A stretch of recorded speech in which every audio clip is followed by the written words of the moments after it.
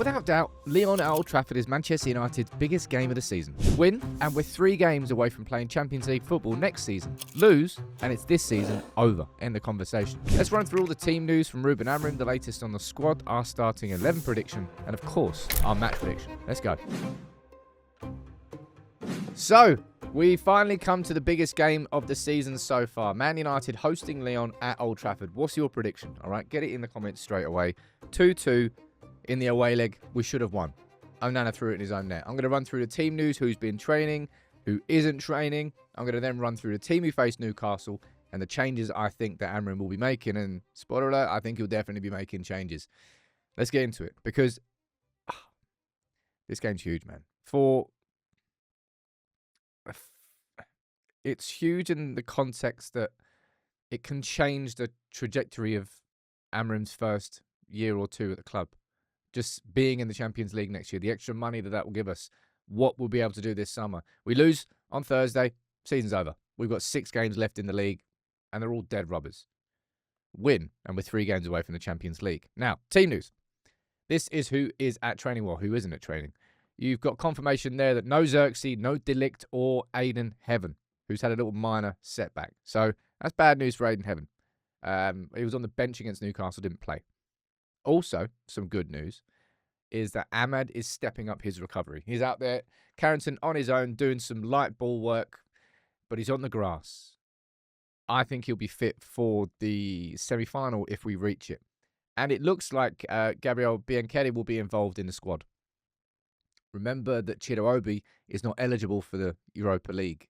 So it kind of makes sense because Xerxes, he wasn't training. We don't expect him to be involved. Now, interestingly enough, United are going to have a Tifo banner at Old Trafford for the first time ever. They're going to have it in front of the Sir Alex Ferguson stand, raising from the bottom to the top, just to help create a bit of atmosphere. Let's hope it works. Let's hope it G's these players up. Anyway, this is a team that faced Newcastle. Now, one obvious change is that Xerxes is injured and he's unavailable. As is Chido down there. You can see the list of players who are unavailable for this game. Who would start if they were available? Ahmad, for sure. Martinez, for sure. Potentially Delict. So maybe 3 out of 10. But anyway, there will be changes afoot. And I think the biggest one has to be the question about Onana. Because Binder came in against Newcastle and it was his opportunity. And I actually thought he played okay in the first half, but then big mistake from him in the second half. And I look at Onana and I look at Binder and I look at 2 goalkeepers who I don't have confidence in. Now, it might be unfair of me to say I don't have confidence in Binder off the back of one game, but I remember how he played against Spurs. His best performance came against Arsenal. I just don't look at either goalkeeper and think, you're the long-term goalkeeper of this football club, but sod the long-term. Short-term, who's going to start? It strikes me that Onana will come back in, but I might be wrong on that one, okay? We'll find out.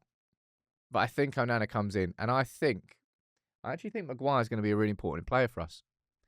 Maguire, who I think is sitting next to Ruben Amorim in the press conference, kind of typically means they start, but I do not want Victor Lindelof. I didn't want Victor Lindelof in the team. I didn't want Victor Lindelof in a team at any point in the last couple of years, really. Victor Lindelof has overstayed his United career, simply put.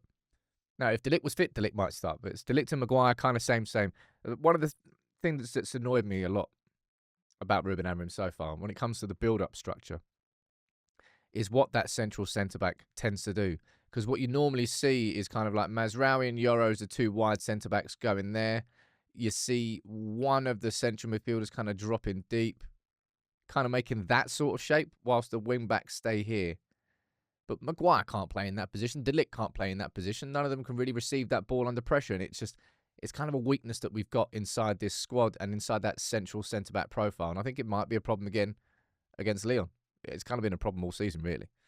But Maguire's the best option there of what we have. Because I want to keep Yoro out as a wide left centre-back, and I want to keep Mazraoui there. You could, in theory, put Yoro as a central centre-back, bring Shaw in, but that's a bit of a mad change to do for this game. I think Maguire starts, and I think he's going to be important if we are going to win. Now, an easy change there, obviously, is Amas, who I thought played well against Newcastle, and kind of went off before the actual all the craziness happened. Or did he? I think he was on for the second goal for sure. Anyway, Dorgu comes in, fit and rested. Use him. go down that left-hand side. I want to see us go left-heavy in this game. Use the overlapping runs of Dorgu to our advantage. And absolutely leave Eriksen on the bench. My word. There's no offence to him, man. It's just age catches up with everybody. Somebody who was rested for Newcastle, definitely with the intention of starting this game, is Casemiro. So that's another change that will be happening. Casemiro comes in for Eriksen. And that means Bruno plays further up. And Bruno, as we all know, if United are going to win, Bruno's going to have to be an important player. If I'm looking at the most important players in this game, I'm probably looking at Maguire.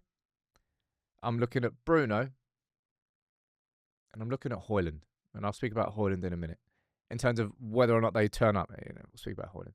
Bruno is Bruno. You know Bruno's going to be G'd up for this game. And I hope that Casemiro and Ugarte behind him, I don't like it really as a move. And it probably will end up by the 90th minute that Bruno drops deep when Ugarte goes off. And then we bring on Mainu or Mount, or depending on who isn't in the starting 11. Now, I think Mount's a conversation because let me know what you would do in the comments, right? Up front, you've got two choices. You start Rasmus Hojlund. I haven't got two choices, but I'm going to present to you two choices. You've got Rasmus Hojlund, who could start, come straight back in, of course. That could happen, right? And it probably will happen. I think you'll get Bruno and Garnacho as the two number 10s. I think that's pretty much a given. But what you could see, and I saw someone suggesting this, and I wasn't like too averse to it. The idea of basically United playing with a false 9 and then bringing Hojlund off the bench for the last 20 or 30, maybe against tired legs. Hojlund isn't scoring goals. Mount is not anywhere near a centre forward.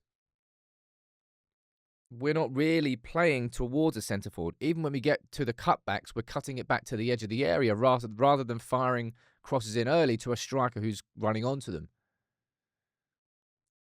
I just don't think we're playing. I don't know who plays there, right? Could be Mount, could be Hojlund, could be Garnacho. You could bring Mainu on to be one of the two number 10s, push Garnacho forward. That's a possibility. I think in reality, it will probably be that. And maybe Mount's not even fit to start, even if I do suggest that he does. But that's my starting 11. Quite a few changes. How many changes? 1, 2, 3, 4, 5. So half the team changed. Half the outfield team. Actually, no. Did I include Onana in that? I think I did. Sod knows. Anyway, my prediction for this game.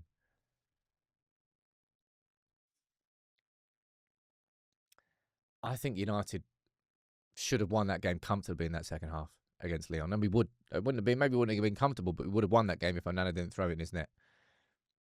I'm just hoping they score in the first 15 minutes and Old Trafford can become a place that intimidates rather than frustrates. I'm going to go for a 3-1 United win on the night and us to steamroll through into the semis. Let's hope I'm right.